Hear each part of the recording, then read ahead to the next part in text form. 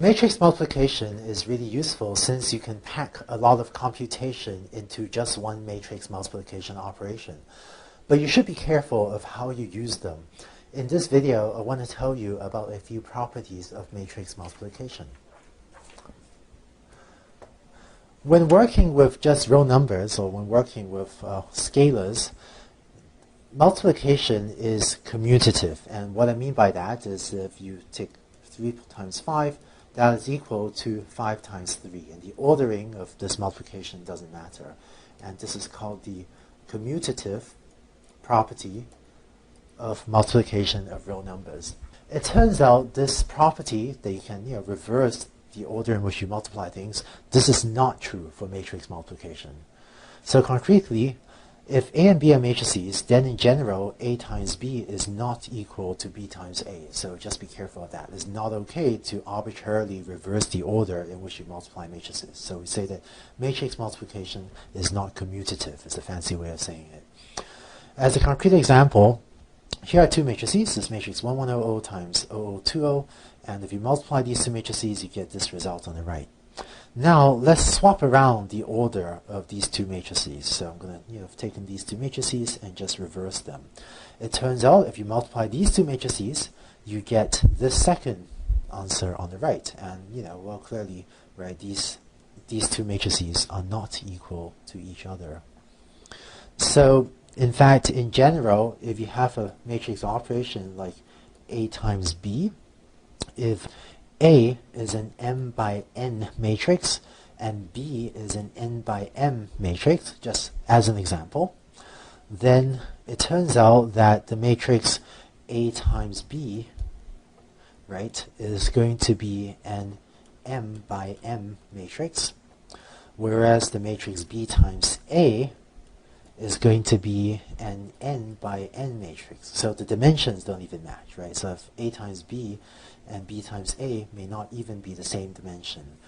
In the example on the left, I had all 2 by 2 matrices, so the dimensions were the same, but in general, reversing the order of the matrices can even change the dimension of the outcome. So matrix multiplication is not commutative. Here's the next property I want to talk about. So when talking about real numbers or scalars, let's say I have 3 times 5 times 2.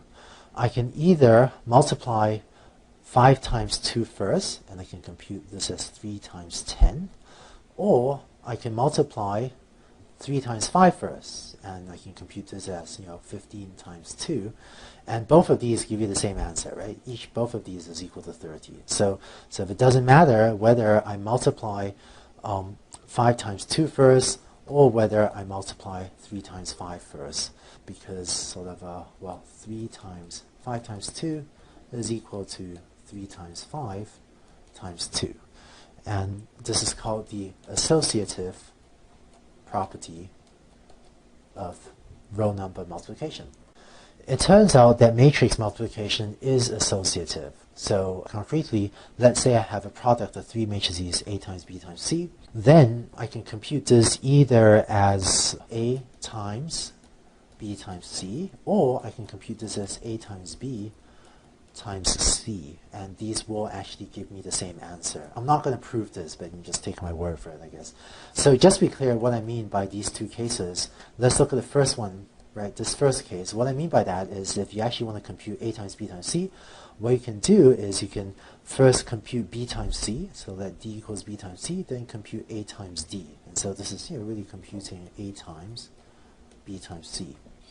Or, for this second case, you can compute this as you can set E equals A times B, then compute E times C, and this is then the same as A times B times C, and it turns out that both of these options is guaranteed to give you the same answer. And so we say that matrix multiplication does enjoy the associative property. Okay? And don't worry about the terminology associative and commutative. That's what it's called, but I'm not really going to use this terminology later in this class, so don't worry about memorizing those terms. Finally, I want to tell you about the identity matrix, which is a special matrix.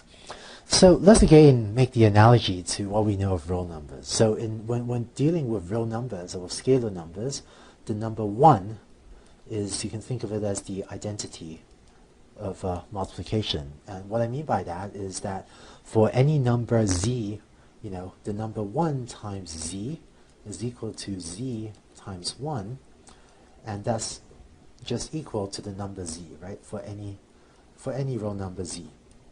So 1 is the identity operation and sort of satisfies this equation.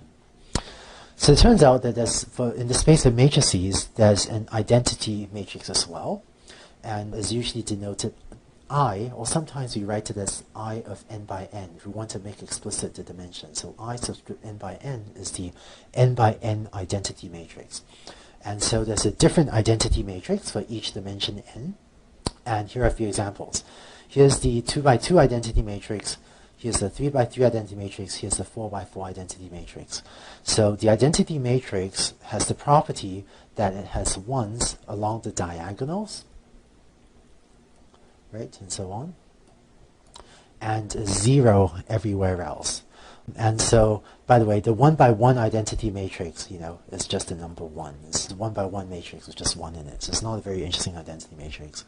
And informally, when I or others are being sloppy, very often we'll write the identity matrix using the following notation. Like draw, square brackets, just write 1, 1, 1, dot, dot, dot, dot, 1, and then we'll maybe somewhat sloppily write a bunch of zeros there. And these zeros on this big 0 and this big 0, that's meant to denote that this matrix is 0 everywhere except for the diagonal. So this is just how, I might sloppily write the identity matrix. And it turns out that the identity matrix has this property that for any matrix A times identity equals I times A equals A. So that's a lot like this equation that we had up here, right? So that, 1 times z equals z times 1 equals z itself. So I times A equals A times I equals A. Just to make sure we have the dimensions right. So if A is an m by n matrix, then this identity matrix here, that's an n by n identity matrix. And if A is n by n, then this identity matrix, right, for matrix multiplication to make sense, that has to be an m by m matrix, because this m has to match up that m. And in either case, the outcome of this process is you get back the matrix A, which is m by n. So whenever we write the identity matrix I, very often the dimension, right, will be implicit from the context. So these two i's, they're actually different dimension matrices. One may be n by n, the other is n by m. But when we want to make the dimension of the matrix explicit, then sometimes we'll write it as I subscript n by n, kind of like we had up here. But very often the dimension will be implicit.